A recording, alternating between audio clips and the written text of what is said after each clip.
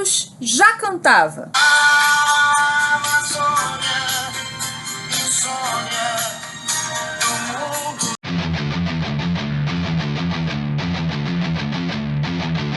Olá, eu sou Daniele Jesus e esse é o quadro Agenda Verde. Tudo que a mídia não conta sobre meio ambiente, eu conto aqui no canal. E antes de eu começar o vídeo, já faça o seguinte: curta, comenta, compartilha, se inscreva no canal e ative o sininho. Além, é claro, de seguir todos os canais que eu indico. Acho que todo mundo aqui sabe que o presidente da França, Emmanuel Macron, esteve no Brasil, com a desculpinha esfarrapada de dizer que queria conversar sobre o acordo Mercosul. E que o acordo Mercosul, do jeito que está, não beneficia a União Europeia. Mas parece que o que foi tratado não foi bem isso, não. O que de fato, então, Macron veio fazer no Brasil? Green Deal Global, COP30 e biodiversidade. O que Macron e Lula acordaram sobre a Amazônia? Nos acordos e nos discursos, o Green Deal Global, Acordo Verde Global, Conferência das Nações Unidas sobre as Mudanças Climáticas, COP, e a biodiversidade na Amazônia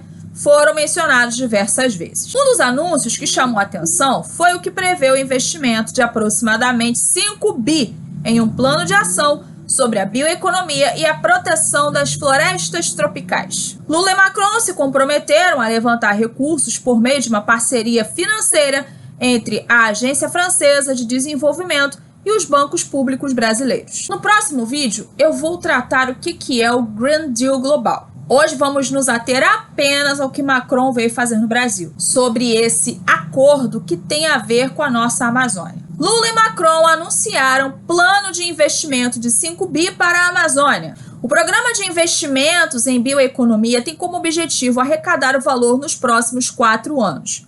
O plano estabelece uma parceria técnica e financeira entre bancos públicos brasileiros, incluindo o BASA e o BNDES, e a Agência Francesa de Desenvolvimento. Segundo o governo, o plano deve permitir investimentos na conservação e no manejo sustentável das florestas, em práticas ecológicas, na criação de empregos e na pesquisa necessária para desenvolver indústrias sustentáveis com alto potencial nos mercados interno e externo. Esse negócio de querer vir aqui investir na Amazônia e blá blá blá é desculpinha esfarrapada de Emmanuel Macron. Macron quer outras coisas do Brasil. Por energia nuclear, governo vai assinar acordo com a França para explorar urânio no Brasil. Cerca de 70% da eletricidade francesa tem origem em energia nuclear.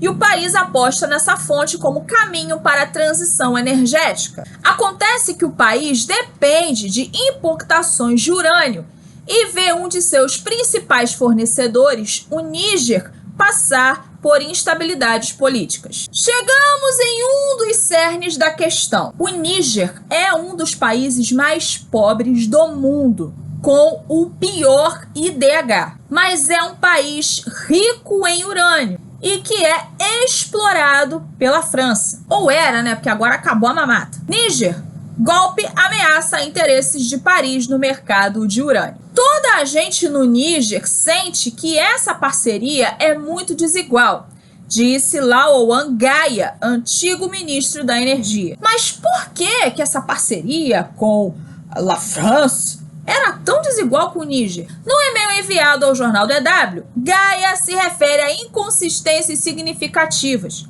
O Níger exportou urânio no valor de 3,5 bi de euros para a França em 2010, mas recebeu apenas 459 milhões de euros. É como vender um diamante a preço de banana, tipo isso. Ele acrescentou que 90% da população do Níger não tem eletricidade e que com a exploração dos preços, o Níger recebe atualmente muito poucas receitas pelas suas explorações. Então, em resumo, é mais ou menos assim. O Níger se rebelou contra a França. Não vai permitir mais que a França explore suas reservas de urânio. A França tá lascada porque depende de urânio. E a França exporta também esse urânio para outros países da Europa. Então, se lembraram do Brasil e vieram para cá para levar nosso urânio embora. Só que tem um outro problema. Onde estão as reservas de urânio no nosso país? Vamos voltar um pouquinho no tempo, mais precisamente em 2018, quando Jair Bolsonaro foi eleito presidente da República.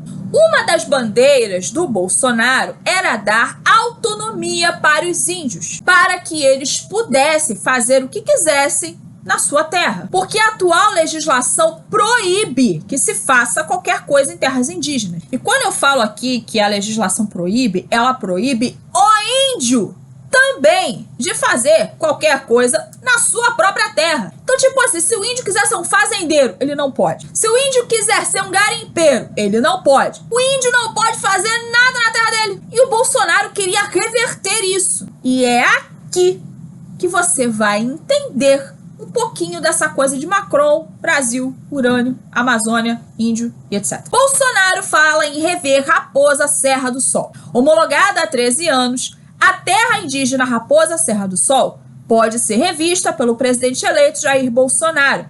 Com 1,7 milhão de hectares no norte do estado de Roraima, a área abriga reservas de minerais, alguns considerados estratégicos, como urânio e nióbio. Então, assim, o índio, se ele quiser explorar, não pode. Mas as organizações internacionais, os outros países, podem? Que loucura é essa? Essa loucura começou em 1981, em Genebra, no Conselho Mundial de Igrejas Cristãs. Eu vou mostrar uma foto para vocês do jornal Estado de São Paulo, que mostra essa denúncia de interferências internacionais na nossa Constituição, que seria feita em 1988. A conspiração contra o Brasil. Essa matéria explica que uma campanha organizada por movimentos de jovens católicos da Áustria estavam tentando interferir na Assembleia Constituinte em relação aos indígenas e à Amazônia.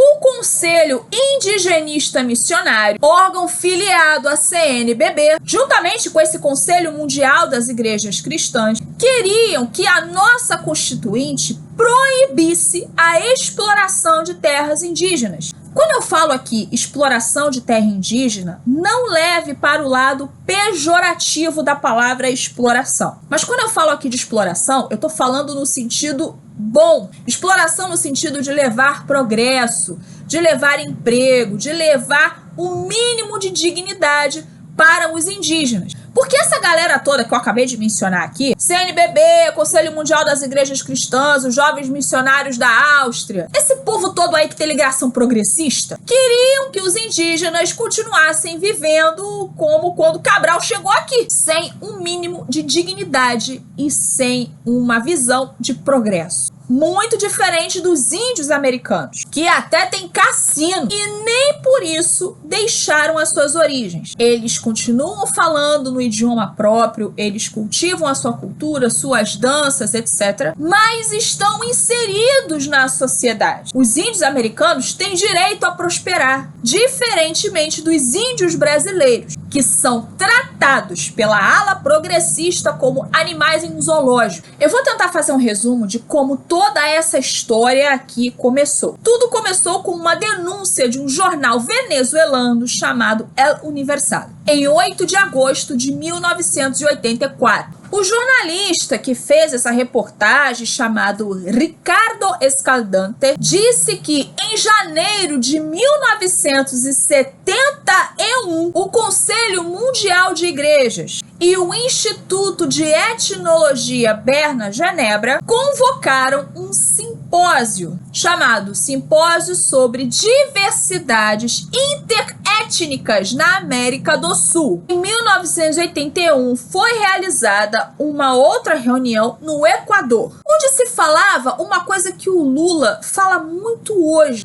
autodeterminação dos povos indígenas. E naquela época já se falava algo que a esquerda no Brasil fala muito hoje em dia, que os territórios indígenas têm que ser delimitados com base na ocupação histórica, sem levar em conta as fronteiras oficiais. A Venezuela entrou em alerta máximo, porque o que se descobriu era que existia um convênio de exploração das terras indígenas, sendo fruto dessa exploração única e exclusivamente para as nacionalidades indígenas. Teoricamente, os indígenas teriam direitos, mas na prática não era bem assim, não. A denúncia apresentada por esse jornalista continua e a cada linha a coisa piora. Ricardo Escaldante denuncia que existia uma forte pressão para a criação das reservas indígenas. Essas que o Brasil tem aqui e que o Bolsonaro era contra. E ele denunciou também que a criação dessas reservas indígenas era única e exclusivamente para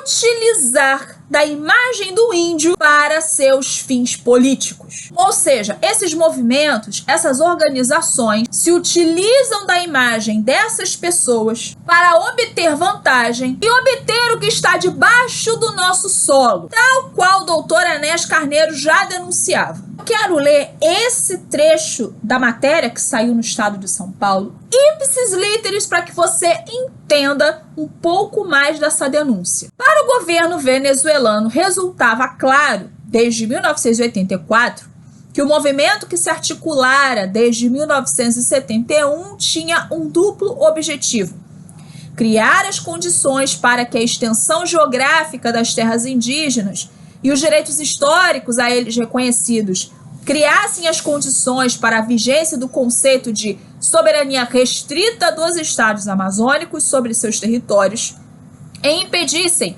que o desenvolvimento e exploração dos recursos naturais da região por parte dos respectivos estados. Agora vocês conseguem entender por que o Macron pode vir aqui tirar o nosso urânio e o índio que mora lá não pode? Eu vou deixar o link aqui na descrição do vídeo para que você possa ler essa matéria com calma e para que você possa entender a nossa situação. Bom, pessoal, esse foi o nosso vídeo de hoje. Eu espero que vocês tenham gostado. E antes de terminar, não se esqueça: curtir, comentar, compartilhar, se inscrever no canal e ativar o sininho. Além, é claro, de seguir todos os canais que eu indico. É isso aí, pessoal. Fiquem com Deus. Até a próxima. Um abraço a todos. Tchau, tchau.